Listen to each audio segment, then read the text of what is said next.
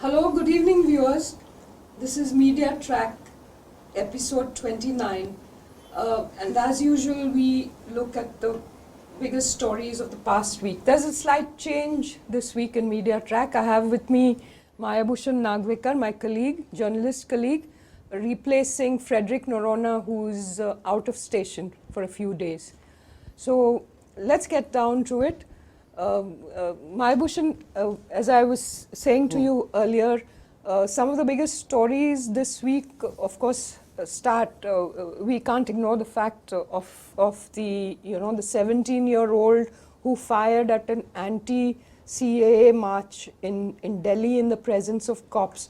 So I'm reading to you from the Times of India headline. It said that on Martyrs' Day, 17-year-old fires at anti-CAA march right in the presence of cops. So there was a lot of criticism about this, that the police were just sort of completely frozen and they didn't react, they didn't respond. But what has led to this is the interesting thing, and I think the Hindustan Times headline puts it in perspective. It says, hate speech to hate crime. And, there was this whole incident where the Union Minister Anurag Thakur and the West Delhi MP Parvesh Sahib Singh Verma, they made these very sort of toxic speeches, and one of them even said that shoot the protesters. So, a lot of newspapers are analyzing this as sort of, giving them a license to actually come out and do the thing. This is only a 17-year-old boy. That is why a lot of the photographs have covered the top part of his face. But in his Facebook posts, he called himself Ram Bhakt Gopal. So one knows the kind of sort of instigation that has gone into it. So, this whole thing has been, weeks and weeks of the anti-CAA protests have been sort of being used, especially by the government, I would think, to fuel sentiment before the Delhi election, which is due on the 6th of February. Yeah, the election aspect cannot be ruled out at all, Devika, because we've seen in the way things have panned out in this country politically over the last few years, that whenever there is an election in a particular state, there is a sense of heightened anxiety amongst people thanks to incidents like this. Here, this photograph itself, I think, is the story in many ways. I mean, most newspapers have captured the fact that while there's this young man with a country-made gun shooting at protesters, there's a fleet of cops behind him who seem to be doing nothing. Absolutely. I think there are very few photographs which really capture the mood and the essence of the action. I think this particular photograph does that very well. Absolutely, and this was playing out live on television channels. It was playing out live, and also he had live streamed it, on his Facebook page, which was later taken down. But the thing is to see is it's sort of making this kind of thing quite acceptable to a lot of people, a lot of supporters of a particular political party. It's virtually giving it a carte blanche. It's what do you have to sort of symbolically say? It's huge, not just because of what we saw eventually happening, but also the day on which it happened. It happened on the death anniversary of Mahatma Gandhi, who was shot dead in the same city by a lone gunman. Yeah. So symbolically, I don't think the symbolism in this particular instance should be or can be missed out in any circumstance. Absolutely. We have to remember that the day it happened was the same day when in 1948 Gandhi was shot dead. True. By a right-wing radical. That's true. Yeah. And, so this whole CAA protest has been building up, anti-CAA protests have been building up, and of course you have the government trying to counter it with its own rallies, etc. But in Goa, the biggest rally happened in Margao, and it was church. The church, of course, under the social justice Center for Social Justice was the sort of catalyst of that, and there was a huge, very huge crowd at that rally. Were you there? I wasn't there, but I followed it very closely. Okay. So there was a very huge crowd, and it was in Lohia Maidan in Margao, and the spillover was on the streets, and the church organizations and the others were supporting this, which includes, if I'm not mistaken, we have.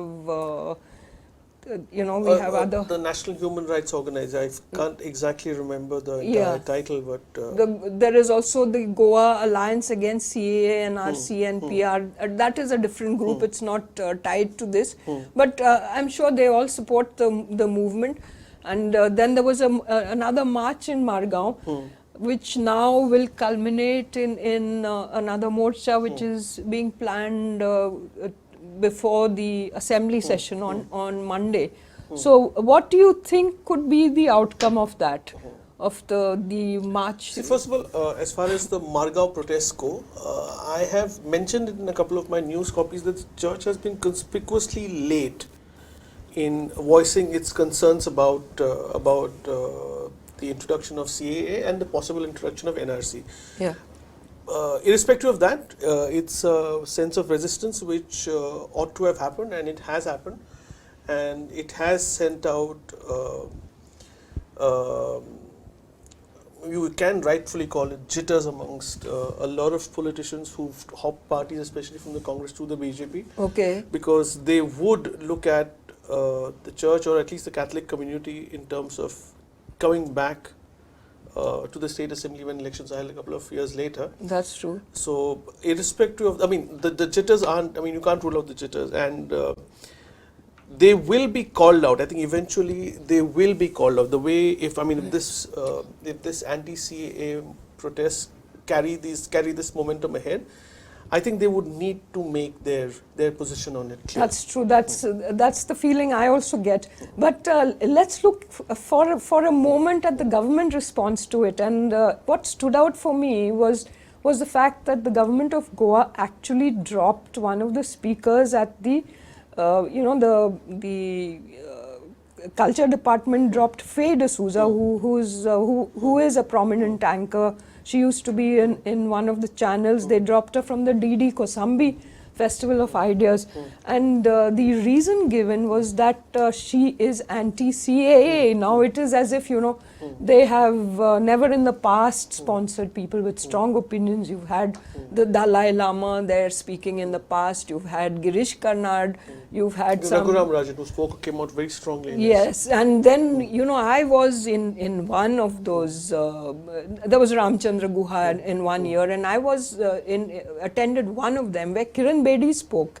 And you won't believe it, she spent the whole speech grilling Digambar Kamath. Grilling and taking down the Congress government, which was in power then, and Digambar Kamath, who was chief minister, he was sitting right on the front row, and she even pointed out to him. So that was the point I'm making to other journalists who were arguing with me on this, and saying that okay, you think Faye D'Souza is irrelevant to this discussion, then why do you try to shut her down? What is there if she has a point of view? Listen to it, have a debate, have a sensible debate, and counter her point of view. So this to me signals a kind of nervousness within the... I was appalled by the words used by the host minister, Govind Gaude, Minister for Art and Culture, when he said calling her would have led to chaos and a mess. Yeah, that's true. I think if you have shortlisted someone on the basis of credibility and on the basis of maybe a body of work the person has contributed to a society, you just can't be making these insinuations that calling a particular person would result in a chaos and mess. I think a chaos and mess is what this government is in right now, because it's too many different heads coming together, and I don't think the predecessor, Pramod Sawant's predecessor, could have controlled all this, could have controlled cross-talk between ministers. Yeah. But I think this is a sign of chaos in government and not in the list of people they invite. And that is true. So the protests have been leading to a lot of sort of the government using very strong hand on protesters, and you have the case of the JNU student who was arrested. Sharjeel Imam was arrested in Bihar, and he had made some speeches which the government say was virtually seditious. But at the same time, you have other cases like the students who attacked the JNU. Till today, nobody's been arrested. Some cases might have been filed. And you have another, the anti-CA play put up in Kerala, in Karnataka, in a Bidar school, which is obviously run by Muslims, and they've filed sedition cases against the children. We don't have to go too far to understand these contradictions. I mean, we can see it in terms of the two rallies which were held in Goa. Exactly. So the rally which was held in Margao resulted in an FIR against the organizers because children were participating, and the rally led by the pro-CAA forces. I remember two rallies in such. I don't recall whether children were part of the second rally organized by the government and the BJP, sorry. But in the rally organized by another right-wing group, there definitely were school students in uniform participating. Yeah.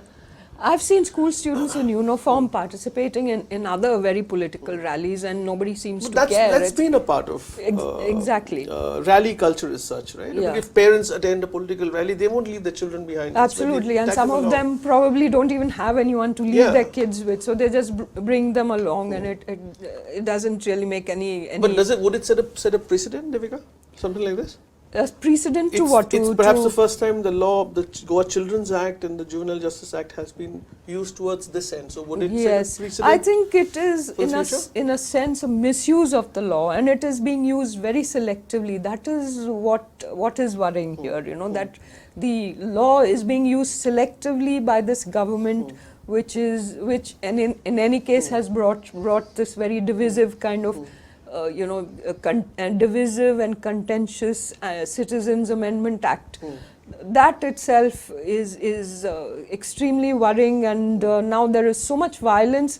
And if you read the analysis by the academician Pratap Banu Mehta, he has an article in the Indian Express, and then there was this long interview in The Wire that he did with Karan Thapar, and he really analyzes the thing in a very well thought out manner, and he says this is the violence being sort of it is a kind of a fascist kind of thing that is being played upon these citizens, and it is saying that we are in control of the narrative, and if you object, more violence will follow. So that is the most worrying thing about the anti-CAA, the CAA, and the way the protests are being totally shut down, and with so much force of the government. They're going to just make a very localized point here. Yeah. The strong intervention of the church in this particular issue. We've just talked about the 10 MLAs who switched over from the Congress to the BJP, and some others too, right? We've always seen them operate from the other side of the fence as journalists. What would you think would be playing in their minds today? That's a question that I've been asking myself, because I thought I'd do an analysis, and it is something that I've been asking myself. Now, I've looked at the silence of these people. Not one of them has raised their voice. I mean, it just shows, and these are people who never ever thought of keeping quiet when they were in the Congress. Have you seen any Congress person being shut down and told don't speak up? You have Reginald Lorenzo firing all guns at his own party. You had Babush Montserrat saying whatever he wanted to say when he was in the Congress, taking them down. So here they are, being so completely clamped down. I mean, I would certainly think they must be... It's almost convent-like discipline. Exactly. They must be feeling totally stifled. It's the reaction one normally gets when, they go into the BJP, they come out of the BJP, and then they say, oh, we were so stifled in that party, and this is probably what they're feeling. But Here is a very But here the serious. stakes are different. The Devika. stakes are I mean, different. they've done this hopping in the past, but here the stakes are completely different, right? Absolutely. And could you spell out how? I mean, what is this difference which you're talking about now? Yeah, the difference is now because you see the majority of the MLAs in the BJP now are Catholic. It's something one wouldn't say earlier. When we were journalists earlier, we never mentioned the names of communities. We never said the word Muslim. It was sort of virtually out. But things are so much in the open now that one has to say these things openly as a journalist. So they have a majority of what anyone else would say minority, but I'd say Catholic MLAs. And this issue matters a lot because it's not only going to affect the Muslims, it will come down to Catholics at some point. I mean, if you are talking of a country that is marching towards a Hindu Rashtra, what does it mean? It means everybody else is just a second-class citizen. So these are things that these people have to consider, if not for themselves, at least for the future of their children in this country. What does it mean to them? What does it mean to all of us? So religion becomes a matter of national identity, then it is a very serious matter that all of us are affected by, which is why it's not only an issue for Muslims, it's an issue for all of us to worry. The sort of extreme fascist kind of decisions being taken by the government, the shutting down of dissent. Now you look at the incident that happened on that Indigo flight where the comedian Kamra was barred when he is now barred from flying, if I'm not mistaken. Multiple airlines, yeah, including four airlines. Just for sort of taking on Arnab Goswami, of Republic TV, who was sitting next to him. So he says that the only person to protest so far in this case was the pilot. Himself. He said, why was Kamra barred from flying when I didn't file any complaint? That's what the Indigo pilot asked. And so this is where we are sort of headed, I think, increasingly, a kind of intolerance of every kind. There's also, I think he's filed a damages suit against Indigo today, as far as I know. 25 lakhs, 25 lakhs for 25 lakhs for causing him so much mental harassment. That's true. So maybe to move away from a very contentious kind of week over the CAA, etc., there is the coronavirus, which has caused so much fear and concern, and China has been so totally isolated globally, as the virus toll hits, I think, over 170. 120 as of today. 170, I think, was the last figure, and the cases have touched almost 8,000. Now, there was one suspicious case in Goa, but today the government has given the all clear, and the tourist who had been kept in isolation has been let out, but there are of course a lot of fears. But the WHO has actually, I was watching some CNN, BBC reports yesterday, and the WHO has given China a sort of said that nobody has done as good a job as China so far, and they have virtually isolated that, cut off Wuhan from so to contain the virus. Now the thing is, how serious is this coronavirus, and what is it? That is something everyone is asking.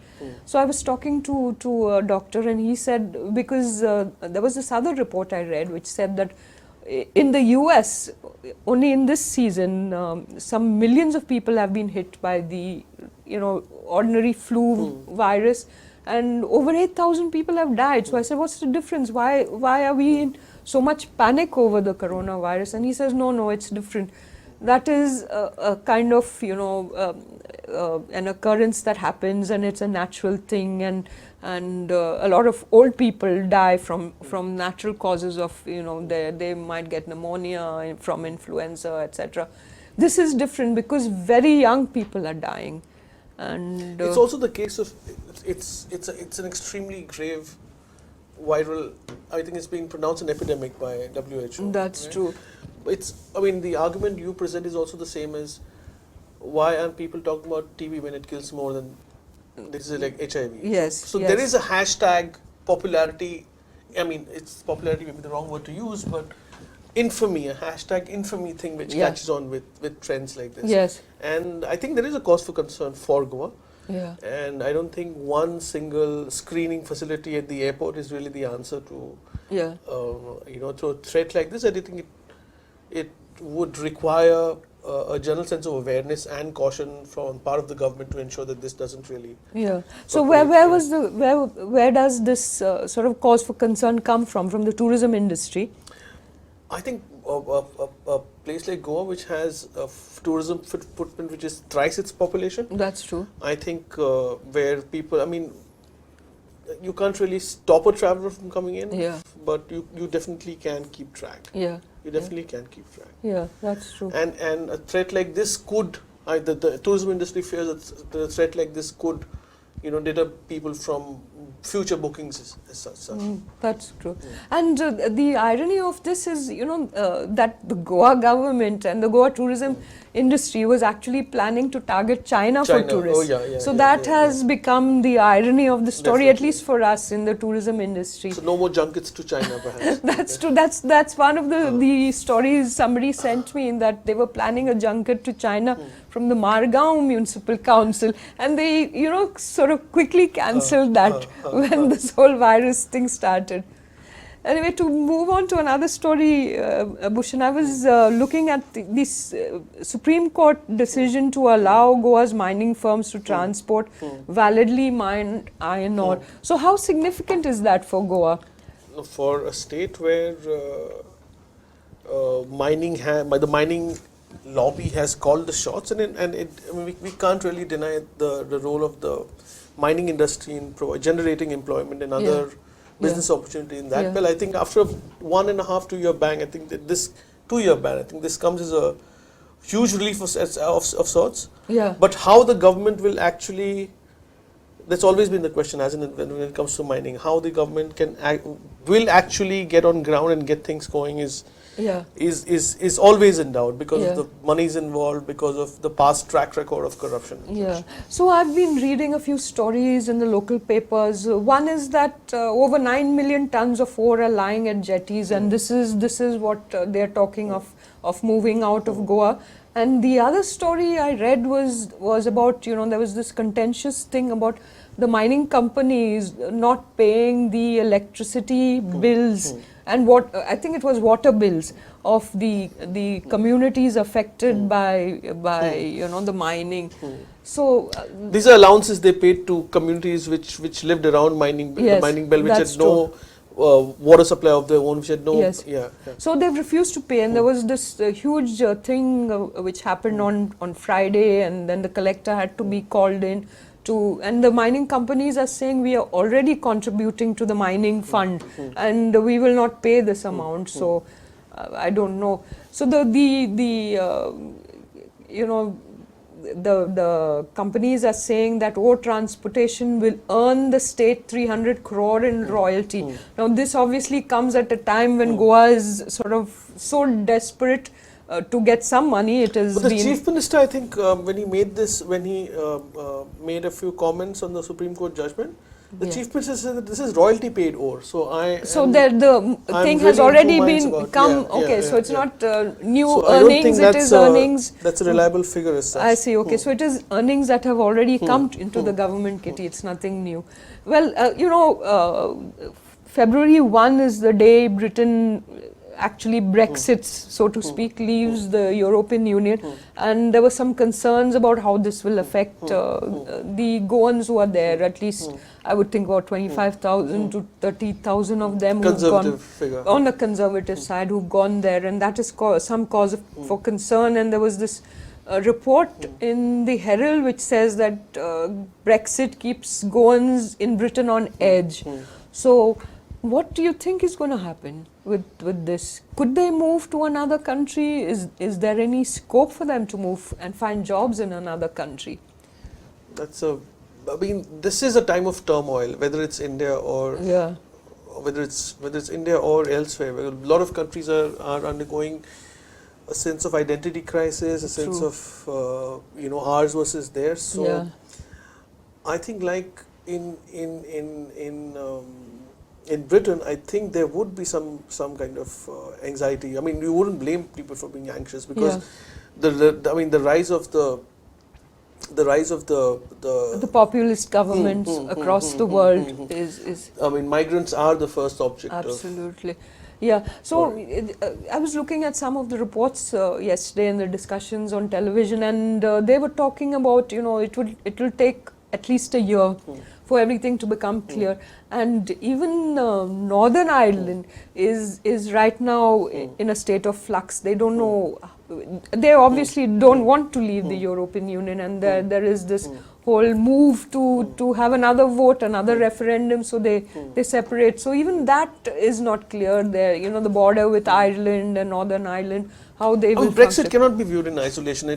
The entire British Isles will have a rethink. Yes, that's true. And they will, perhaps the rethink will follow the direction as the year progresses and how Britain can or cannot put things in track and take it ahead. That's true. So on that note, viewers, we will leave you for this week, and we hope you enjoyed the show. Thank you for watching. See you next week.